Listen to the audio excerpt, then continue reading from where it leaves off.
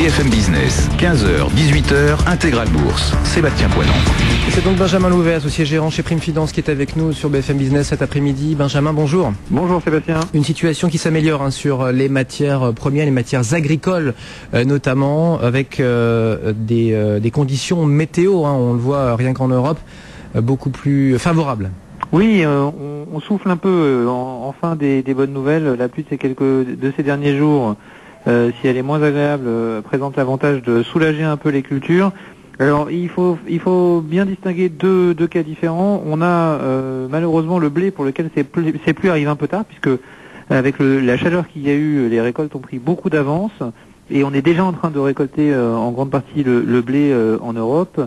Ce qui fait que les pertes qui ont été anticipées sur ce marché sont malheureusement aujourd'hui actées. Stratégie Grain, qui est un des organismes qui suit ces marchés en Europe, voit la production de blé baisser d'à peu près 10 millions de tonnes cette année.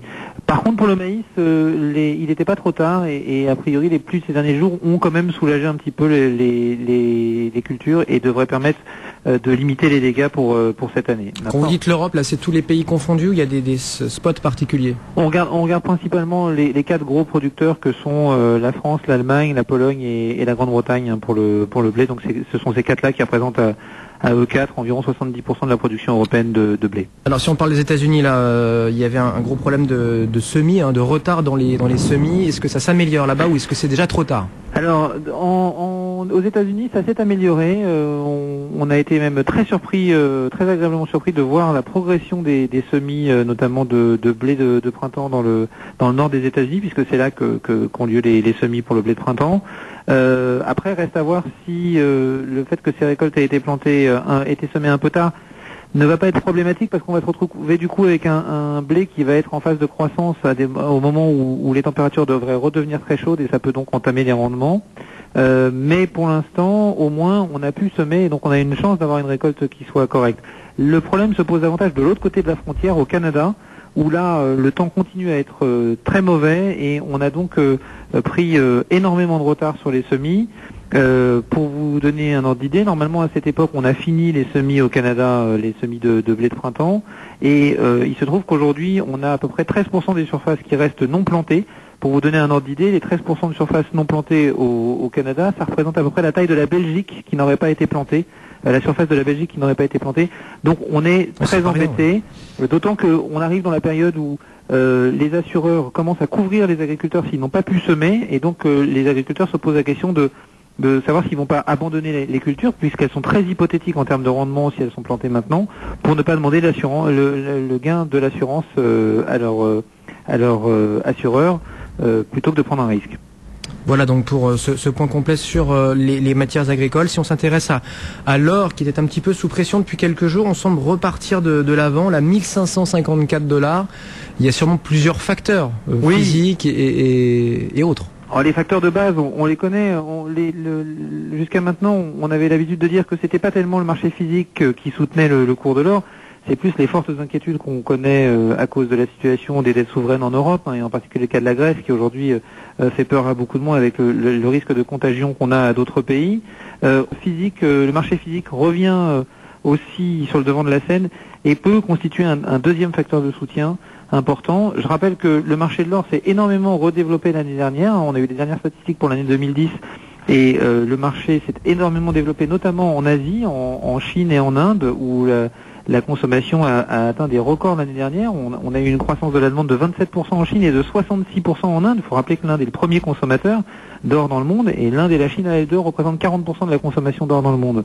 Bon, cette consommation, visiblement, dans les derniers chiffres qui viennent de tomber, continue à augmenter. Au mois de mai, la consommation d'or en Inde a encore progressé de 25% par rapport au mois de mai de l'année dernière. Et tout ça est porté par un certain nombre de facteurs très positifs. On a en Inde les autorités qui ont autorisé 7 banques supplémentaires à faire du commerce de l'or, ce qui a dû augmenter la demande de la part de ces banques. Et puis parallèlement à ça, en Chine, les autorités sont en train d'agréer un certain nombre de produits. Jusqu'à maintenant, les produits pour investir sur l'or étaient basés sur des produits étrangers. Aujourd'hui, la Chine commence à agréer des produits internes basés sur la bourse sur les bourses chinoises. Des produits qui rencontrent un franc succès là auprès des consommateurs. Gros succès, oui, gros succès. En plus, qui sont accessibles à partir de prix relativement limités, ce qui permet à tout le monde d'y participer et qui laisse un potentiel de développement très très important de l'investissement dans l'or en Chine, puisque ce pays est très attaché à l'or historiquement, et qu'aujourd'hui l'investissement représente encore qu'une part très faible de la consommation d'or par rapport à la moyenne dans le monde. Donc ça c'est pour le marché chinois. Et sur l'Inde, est-ce qu'on sait pourquoi ça continue de monter là? On le disait, plus 25% sur le mois dernier. Oui, d'abord il y a un attachement historique des Indiens à l'or. C'est le premier consommateur d'or dans le monde, je le disais, avec pratiquement 1000 tonnes d'or sur une consommation totale au niveau international d'un peu plus de 4000 tonnes. Donc ils représentent 25% à eux tout seuls de la consommation mondiale d'or. C'est traditionnel. Les dots des jeunes mariés en Inde sont en or. Lors des festivals, notamment le festival de Diwali, qui est l'équivalent du Nouvel An en France, les Indiens ont l'habitude de s'offrir des cadeaux en or. Et puis on est dans un pays où le système bancaire n'est pas forcément très développé. Donc c'est une réserve de valeur très pratique pour les paysans, pour les agriculteurs dans l'ensemble du pays, qui n'ont pas forcément accès à un système bancaire de façon très aisée. Voilà donc pour ces facteurs de soutien, 1550, autour de 1550 $ l'once cet après-midi. Question récurrente, est-ce qu'on plafonne là ou est-ce que c'est que le début? Nous chez Prime, on était déjà très positif sur le marché de l'or à cause des facteurs des problèmes de stress, voilà, parce qu'on a parlé des problèmes de stress sur les dettes souveraines, mais il y a également le stress des soucis actuellement au Moyen-Orient, avec un certain nombre de situations instables à la suite des printemps arabes qu'on a pu connaître. Ou sur la dette américaine, et du coup le dollar est de moins en moins une valeur refuge. Exactement, donc on a beaucoup de facteurs qui soutiennent le cours de l'or. On n'en a pas parlé également, mais il y a aussi des banques et des organismes de marché qui commencent à accepter l'or comme garantie pour des opérations, ce qui n'était pas le cas, ce qui fait de l'or une quasi-monnaie. Donc pour nous, l'or a encore de très beaux jours devant lui, et on peut, à notre sens, voir des niveaux beaucoup plus élevés que les cours actuels dans les semaines et dans les mois qui viennent. Et à mon avis, les 1600 $ sont à portée de main aujourd'hui. Et on peut tout à fait envisager un cours supérieur à 2000 $ dans les 2 ans qui viennent. Ça, c'est pas un problème. 2000 $, donc pour ceux qui ont le temps, ça ferait quoi? Ça ferait 25% de hausse là où je calcule mal? Oui, c'est ça, c'est à peu près ça. Oui. 25%, c'est pas mal. Merci Benjamin Louvet, associé gérant chez Prime Finance. Donc pour ce point complet sur les matières premières agricoles ou ce métal fin, l'or, donc 1553 à l'instant, donc pour le spot sur l'or. Le CAC 40 lui est complètement plat, encéphalogramme plat avant Ben Bernanke. Ce sera après la clôture des marchés, peut-être un petit peu de stress à attendre d'ici là. Il y a quand même des dossiers bien orientés à Wall Street, on verra cela